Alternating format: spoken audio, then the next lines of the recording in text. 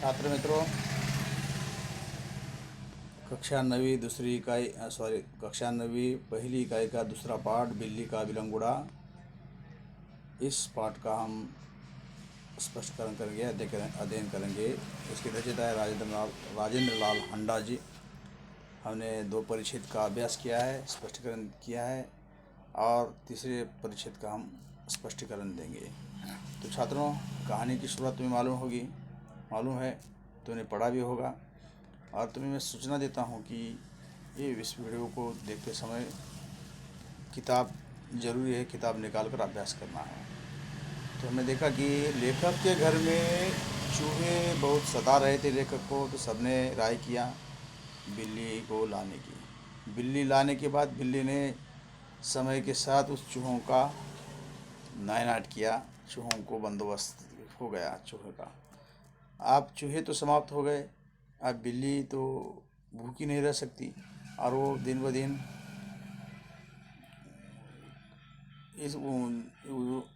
उन्हें क्या करने लगी कि झूठन खाने लगी। जो बड़ा अच्छा खाने के बाद जो बचा खुदा रहता है, वो झूठन वो खा रही थी। तो इससे कोई ऐतराज़ किसी को नहीं था। तो ठीक है, लेखक भी कह रहे हैं कि भाई ठीक है, चलो खा रही है तो खाने दो, इससे तो कोई हमारा खर्चा नहीं बढ़ रहा है और ना ही कोई तकलीफ नहीं है। मगर उससे भी उसका पेट नहीं भर रहा था। अब क्या किया जाए, उससे उसका पेट नहीं भर रहा है। तो वो क्या कर रही थी कि जहाँ भी जो भी कुछ दिखाई दिया उसको वो खाने लगी। तो एक हम यहाँ पर देखा हमने कि बिल्ली खाने में भी कम नहीं और तंग भी करती थी। वो दोनों में भी उसकी परेशानियाँ सबको भुगतना पड़ रहा था। तो उसके प्रति हमारा व्यवहार थोड़ा सा बदल गया। पहले तो हमने उसको अच्छा है, ठीक है, अच्छा काम कर रही है बिल्ली, मगर अब बाद में जैसे जैसे समय गया वैसे वैसे उसकी परेशानियाँ बढ़ने लगी और उसके प्रति हमारा व्यवहार भी पहले के वैसा नहीं रहा, बदलता गया।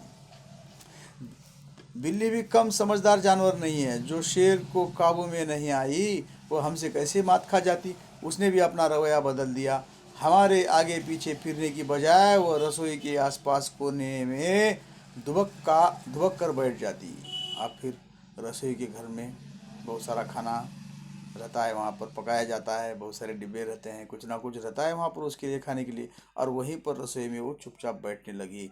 और पहले वो आगे पीछे करती थी, अब उसने ठान लिया कि आगे पीछे करने से कुछ नहीं मिल रहा है, तो रसोई घर में उसने अपना बसेरा कर लिया और वो चुपचाप चोरी छुप के बैठती थी। जो भी नजर आया फिर उसको खा लेती थी ऐसे। तो इस तरह से उसने रसोई के आसपास कोने में दुबक कर बैठ जाती। जब मौका लगता मज़े से जो जी में आता खाती। इस तरह चोरी करते बिल्ली कई बार पकड़ी गई। एक दिन सुबह उठते ही मैं रसोई में कुछ लेने गया। देखता हूँ कि कड़े हुए दूध का दही जो रात को बड़े चाव से जमाया गया था, बिल्ली खूब मज़े से खा रही थी। जो मेरे लिए कड़ा हुआ दूध का दही बनाया था, और उस दही को बिल्ली बड़े चाव से चोरी से खा रही थी। मैंने देखा कि अरे दही वो खा रही है। अब चिंता हुई कि बिल्ली से कैसे पीछा छुड़ाया जाए। मेरा नौकर बहुत होशियार है। रात को काम खत्म करके जाने से पहले उसने एक खाली बोरी के अंदर 2 रोटियां डाल दी और चुपके से एक तरफ खड़ा होकर बिल्ली का इंतज़ार करने लगा। अब फिर मेरा मित्र होशियार था, सॉरी मेरा जो नौकर था, ये मेरा यानी लेखक का राजेंद्र लाल हंडा जी की कहानी है। राजेंद्र लाल हंडा जी बोल रहे कि मेरा जो नौकर वो होशियार था, उसने क्या किया कि वो भी तंग आ गया था ना, तो उसने क्या किया, रात को काम खत्म करके जाने से पहले उसने एक खाली बोरी के अंदर, यानी थैला बड़ा सा खाली बोरी के अंदर 2 रोटियां डाल दी और चुपके से एक तरफ खड़ा होकर बिल्ली का इंतज़ार करने लगा। बिल्ली आ गई तो कुछ ना कुछ तो भी लालच बतानी थी, और वैसे उसने दिमाग लड़ाया और फिर वो खाली बोरे में 2 रोटियां डाल दी और उसका इंतज़ार चुपके से कर रहा था, कहीं बिल्ली की नज़र में वो ना आए। इस तरह से वो चुपके उसको देख रहा था। फिर 2 रोटियां डाल दी चुपके से, एक तरफ खड़ा होकर वो इंतज़ार कर रहा था। बिल्ली आई, वो एकदम रोटियों पर झपटी। नौकर ने तुरंत बोरी का एक सिरा पकड़कर उसे ऊपर से बंद कर दिया।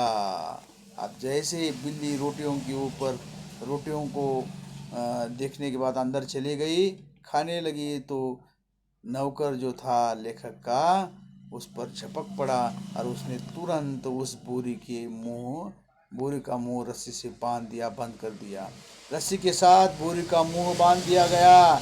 चूंकि अब रात के 10 बजे थे, मैंने अपने नौकर अमरू से कहा, वो नौकर का नाम क्या था? अमरू। फिर मैंने अपने नौकर अमरू से कहा कि सवेरे बिल्ली को कहीं दूर छोड़ आए, जिससे वह इस घर में वापस ना आ सके। फिर इस तरह से बिल्ली को पकड़ा गया। लेखक के मित्र ने होशियारी से उसको पकड़ा।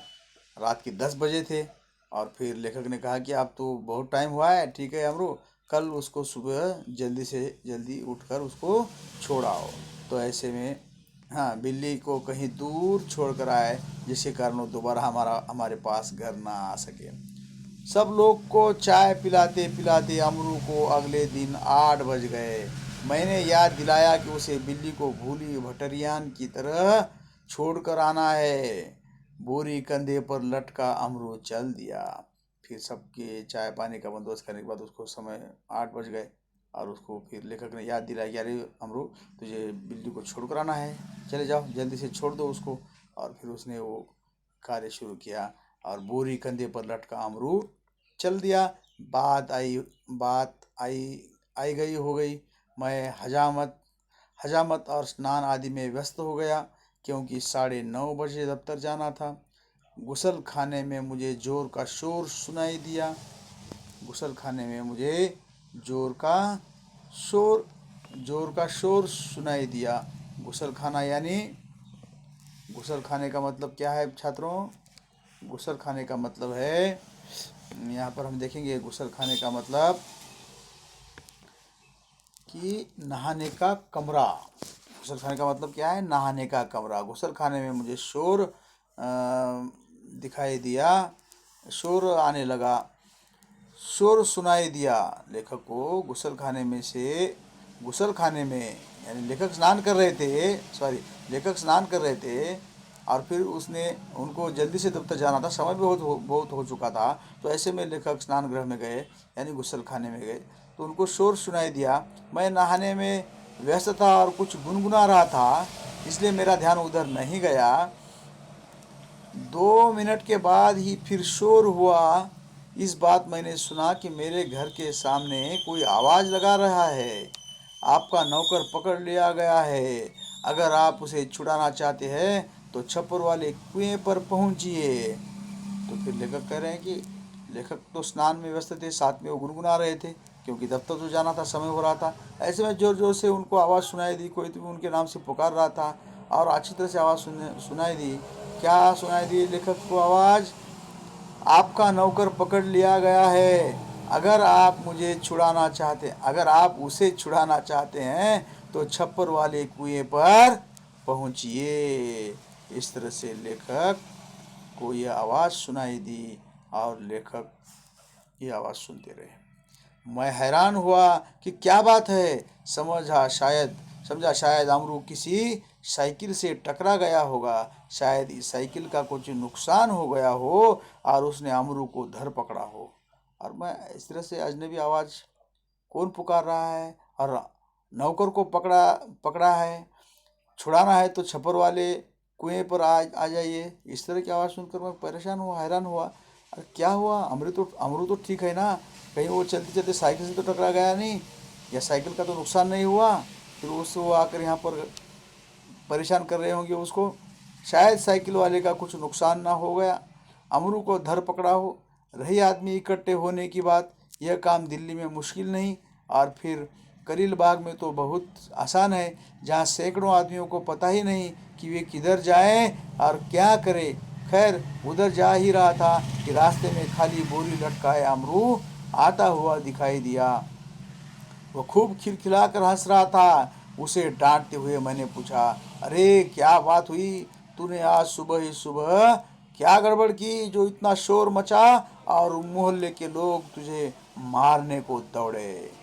तो इस तरह से लेखक जैसे ही दिल्ली में तो ये बात आम है, लोग तो इकट्ठा, एक थोड़ा कुछ हुआ कि लोग इकट्ठा जमने में कोई मुश्किल नहीं है, वैसे लोग इकट्ठा जमते हैं तुरंत। और फिर लेखक परेशान हो गए, जब निकले लेखक घर से बाहर वहाँ पहुँचने के लिए, तो आते जाते समय लेखक को पता चला कि नौकर अमरू वापस आ रहा है और चेहरे पर उसके हंसी है। और लेखक ने उसको पूछा, अरे क्या बात हुई, तूने आज सुबह सुबह क्या किया, क्यों गड़बड़ हो गई क्या कहीं?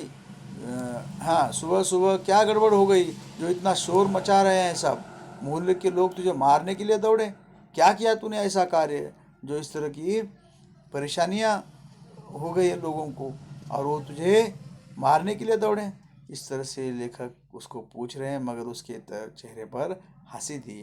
तो छात्र मित्रों, यहाँ पर हम ये थोड़ा सा परिचय समाप्त करेंगे और कल के पीरियड में इस पाठ को आगे से शुरू करेंगे।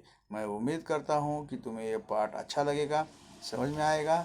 नहीं समझ में आए तो तुम मुझे फ़ोन करके व्हाट्सएप पर मैसेज दे सकते हैं। और फिर मैं और एक बार कहूँगा कि किताब निकालना है पढ़ाते समय, और उस किताब के साथ हमें रहना है, और बार बार 2-3 बार उसको पढ़ना है, तभी हमारी भाषा, हिंदी भाषा जो है अच्छी तरह से होगी तुम्हारे लिए, और फिर पाठ समझ में आएगा और तुम्हारा ध्यान भी अच्छी तरह से लगेगा। तो यहाँ पर रुकेंगे हम, ठीक है।